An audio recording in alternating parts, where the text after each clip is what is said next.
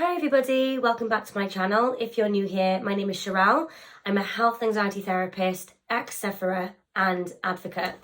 I've just finished a full day with health anxiety clients, and I always find that when I'm having conversations with people, I get kind of ideas for content, basically videos and reels and that kind of thing. And I was talking to a client earlier about triggers.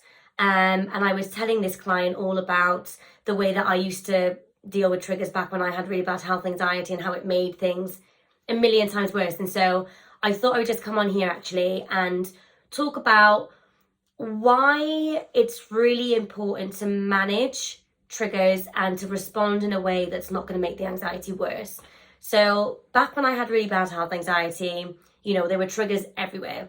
For starters, the algorithm on my Instagram was terrible. So when I'd go on my explore page, all I would see is sickness, death, cancer, ALS, like just all the stuff. Because I was Googling 24/7. And I used to actively click on these people's pages. I'd scroll all the way back down. I'd try and figure out, what were their first symptoms? What did they look like before they were ill? Did they smoke? Did they drink? Is there a reason why they got sick? Is there a family history? And, I'd like literally read every single thing. Sometimes I would even follow those people as well. So, at my worst in 2019, there was like 20 or 30 people that I was following on social media who were very, very unwell, most of them terminally unwell. And I'm just like following their journey, like watching them when they go to their doctor's appointments and like waiting for updates. And I don't know why I didn't see it back then, but my gosh, it was like, no wonder I felt so bad all the time, because I was forcing myself into these triggers every single day. And it took me a while to realize the damage that was doing. And back then I had this kind of just obsession and fixation on health, on young people getting ill, and trying to kind of self-soothe myself in a way. It was almost like I was following these people in the hopes that I was going to see them get better and therefore not be so scared, or that I was going to see somebody with an illness that I was terribly afraid of, and to see them still living and thriving. And I guess I was kind of hoping to find some comfort in that. But in all honesty, that never really happened. I was just getting more and more triggered, even more scared of these things, and just really sad. Really sad for the people who are actually going through it as well. And I was like that for a long time. This is it's so awful to say out loud, but I'm saying it to you guys because I know you'll understand. But there was even at my lowest, a few occasions where I would actually message these people.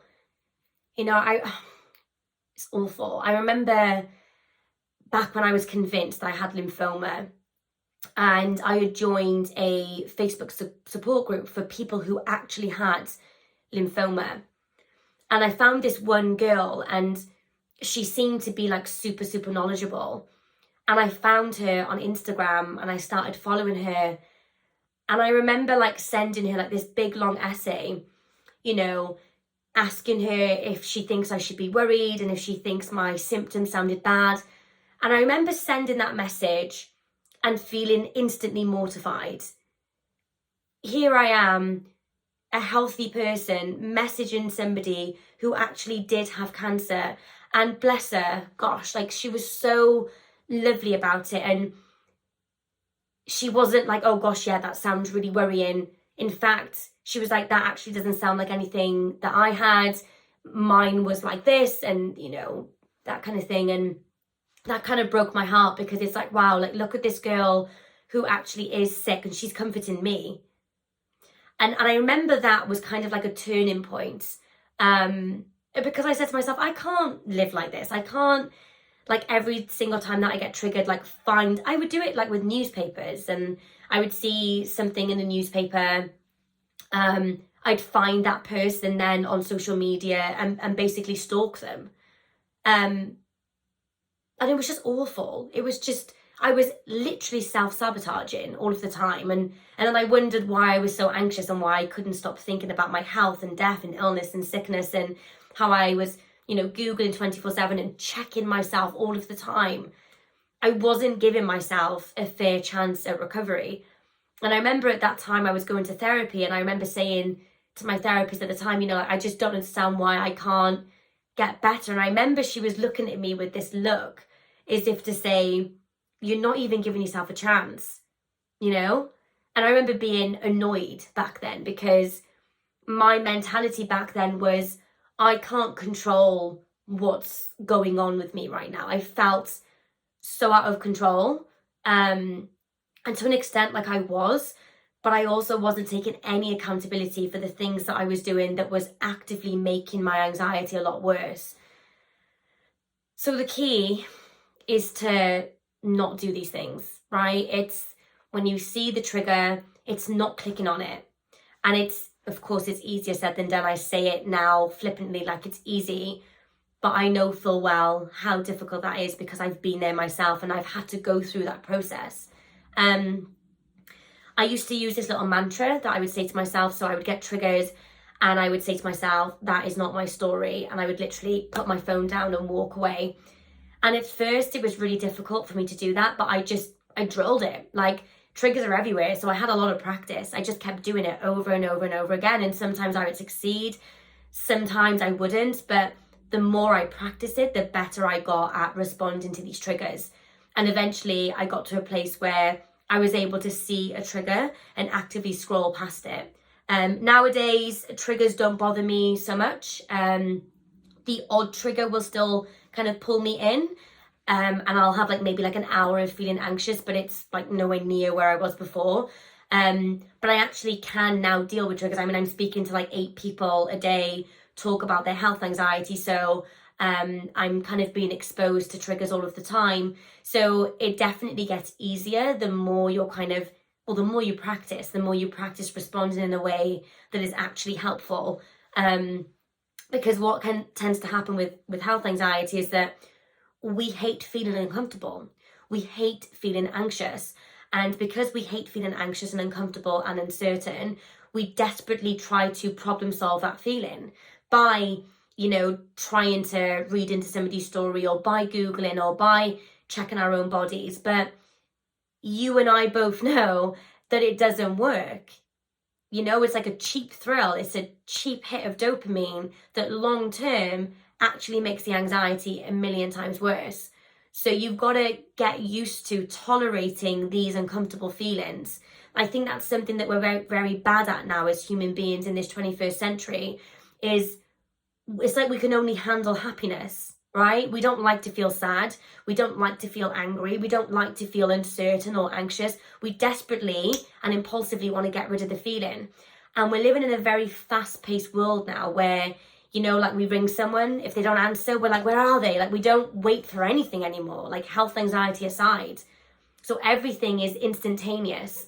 And I think that that's really problematic. And I think that we need to learn to be more patient with things and to sit and wait, sit with our feelings, not instantly feel the need to problem solve. And like I said, it's way easier said than done. I'm saying this now in hindsight, and it may seem easy to me now, but I was the world's worst for this. I was like the impulsive queen. I had no self-control, and so it's taken me a long time to get here. So just know that it's all about baby steps, Sometimes you'll win, sometimes you lose, but as long as you're actively trying on a day-to-day basis, I promise you that you will get there. Even if the road is long, right, and it's treacherous and it's slow, you're still heading in the right direction. And we need to work on triggers because they are everywhere. Negative news spreads far more easily than lovely positive news. So we get triggered on social media. We get triggered when we overhear the neighbour having a conversation. We get triggered when we're with our friends and we're having family parties, because people are more likely to tell you about the woman down the road that's been diagnosed with cancer than the girl down the road that's just graduated from uni. That's just the way that we work as human beings, unfortunately. Negative news spreads first. So we need to learn how to manage and tolerate these triggers, because that is such a huge part of anxiety, of health anxiety, and recovering from it as well. Let me know your thoughts below. Let me know, how do you deal with triggers? Do you follow people on social media? Do you find that you scroll through people's pages and try and read about their story? Let me know below. I always love seeing your comments. I know I don't reply to every single comment, but I really do read them. If you guys haven't yet, please do sign up to my mailing list. So every Monday you will receive an email from me, tips, tools, my ramblings, everything health anxiety related. Don't forget to follow me on Instagram. I post almost daily content all about health anxiety, reels, all sorts of stuff that you'll find really helpful. And if you want to inquire for therapy with me, or you want to look into group therapy, or you want to look at the workshops that I have available, which I run monthly, click on the link in the description of this video. It will take you to my link tree, and everything that you need will all be there. If you like this video, please give it a thumbs up, and please don't forget to subscribe so you can keep up to date with all my videos. Take care, everyone.